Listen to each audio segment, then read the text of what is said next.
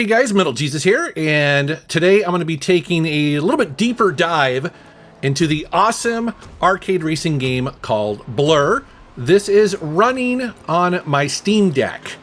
So if you're curious, the footage that you are seeing here is completely captured using a, I guess it's a USB-C to HDMI out to the Elgato, and it's capturing this game, and as you can see, it looks and runs amazingly well on the Steam Deck, don't you think? Now, I am very excited to talk about this game for many reasons. The first one being is that it's just a fantastic game, and I like talking about it because, well, it bombed when it first came out. Nobody bought this thing, and I'm not entirely sure why. It could be for a number of reasons. I think that there was a lot of choice at this time. There was probably a Burnout game out. I don't remember which one. This is 2010. Xbox 360, probably PlayStation 3, and the PC. So 2010, I do remember around the same time that another arcade racing game came out called Split Second. And I don't know if that game did any better. They both looked fairly similar, and they're both really awesome games in their own right. But something tells me that maybe there was just too much competition, or maybe this game wasn't marketed well enough. But it's a damn shame. So if you're unfamiliar with this game, let me give you the premise here.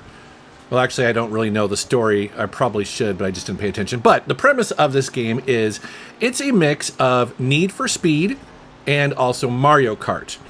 So to start off with, it's very cool because it has fully licensed cars.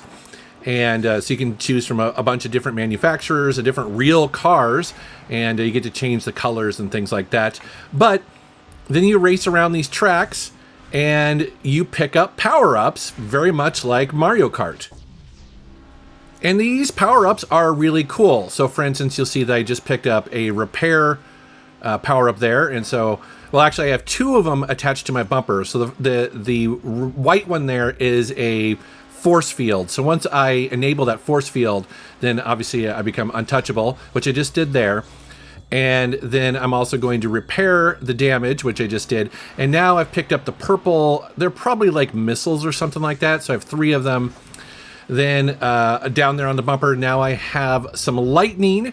So basically I can activate lightning, and it puts these little pockets of basically lightning traps in the middle of the road, kind of randomly, and they can affect you as well. And then you'll notice that I also activated a fan, I forget what they call these, like fan challenges, which basically means that there's these yellow, I don't know what you call it, markers that I'm trying to drive through. Completely optional, but it is one of the things that is counted towards your score at the end of a race if you do these additional challenges in the middle of a race. So, you know, as if there wasn't enough already going on in this game, it just throws more and more stuff at you. Now, this game was created by a developer that sadly is with us no more. It is Bizarre Creations. I'm trying to remember, I think their most popular game before this was Metropolis Street Racer. That was a game on the Dreamcast. And then they moved over to the Xbox and pretty much kind of made the sequel to that, which was called Project Gotham Racing. And they had quite a bit of success with that. Then they went on to do The Club, which is a game I've not played, actually. Then in 2010, they released Blur, which you see here. And then their final game was also that year.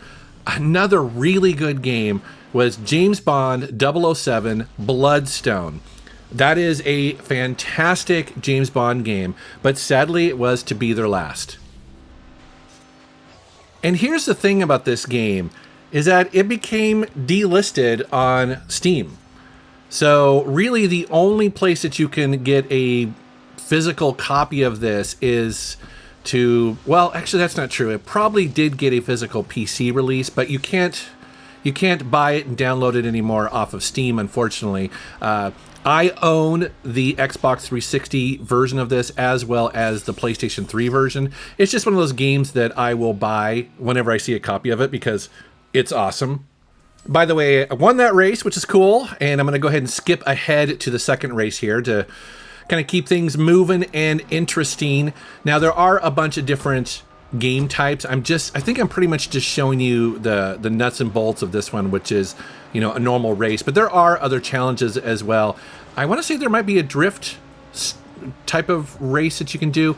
I know there is there's a version of this. I forget what it's called, but it's almost like a where you basically just pick up like speed power-ups. You're just trying to get through checkpoints as quickly as possible.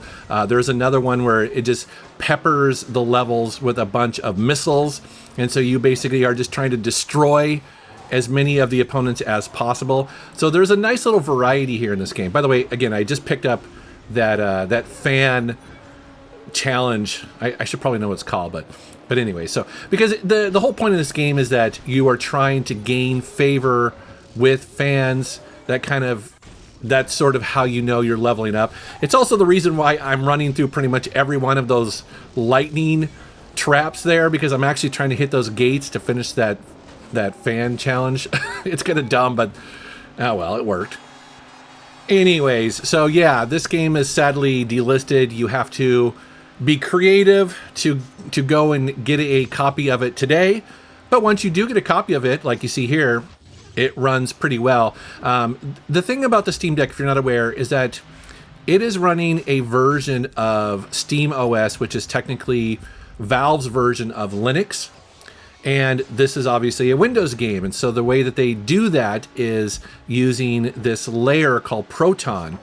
And I'm not an expert on Proton, but basically there's a bunch of different versions of Proton that you can get that sort of sit and translate Windows code to Linux to run on the Steam Deck. I think that's pretty much how it works. It doesn't really matter. Basically what it means is that when you get a game like this, you go into the options for it, choose compatibility, and then you just choose a version of Proton that works. And in this case, actually, it works really well. And, you know, I'm surprised at the performance. I'm surprised because there is that extra layer that is happening here, and the game runs and plays really well. And I should say, I'm also really surprised at how powerful the Steam Deck is when it comes to video output. You know, we just live in this magical time where we have all of this power in these small devices. I mean, it's absolutely mind-blowing to me how far mobile computing has come in the last decade. It's insane that you can have something like this so powerful in the palm of your hand. You could easily run this as your main desktop. As a matter of fact, that might be something that I might try to do just because I can. But you can see here that actually when I was capturing this footage, I was holding the Steam Deck with this HDMI cable out, and I was actually playing it on my 4K television. So it's just crazy times, man. It's definitely a really fun time to be a gamer, and this is a really great game. My hope is in showing you this, that people who haven't played it might be interested and try to check it out. Like I said, you can get it on the Xbox 360 and I believe the PS3, and also if you dig deep enough, you can also get it on the PC. So anyways, guys, that is my quick review of Blur running on the Steam Deck. I hope you enjoyed that. Have yourself a great day.